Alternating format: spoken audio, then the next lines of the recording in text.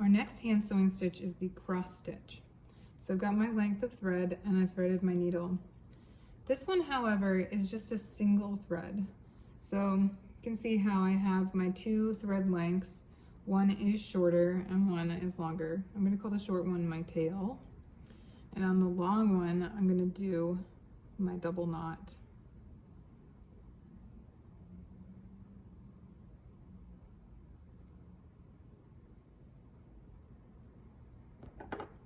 Trim my tail.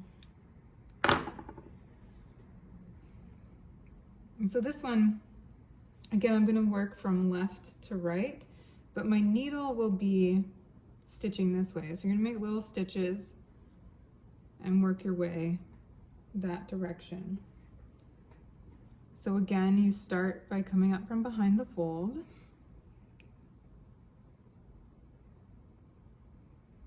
And I'm going to take a little bite of this fabric, this part of the fabric, essentially like the outside of the garment.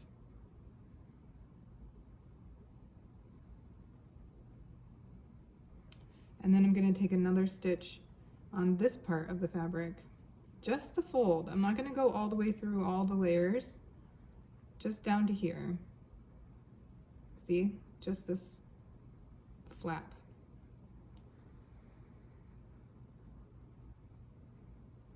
And it makes a tiny X. So you're going to keep making these little X's. Back and forth.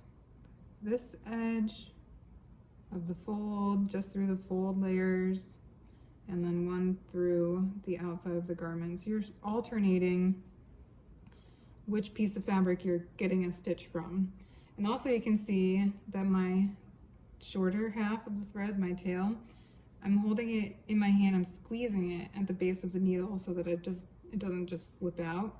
But when I want it to slip out so that it gets out of my way, then I just sort of pull it along and make it shorter.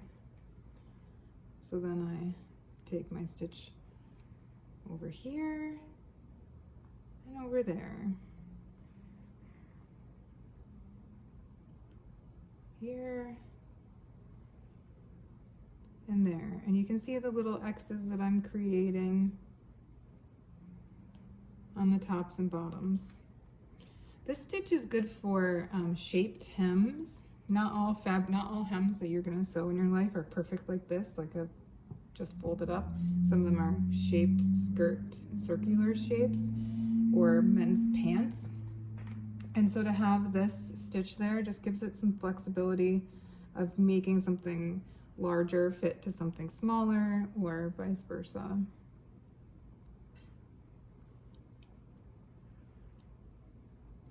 You're gonna keep going. Don't get greedy and take bigger stitches. They have to be even sized. Take your time. And make sure you're making those little X's.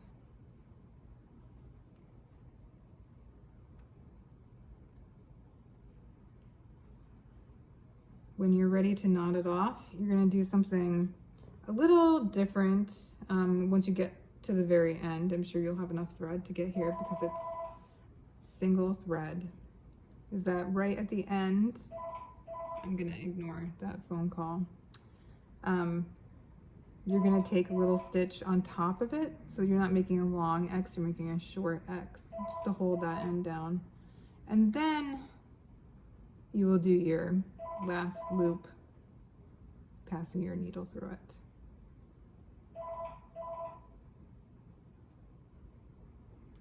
And that's the cross stitch.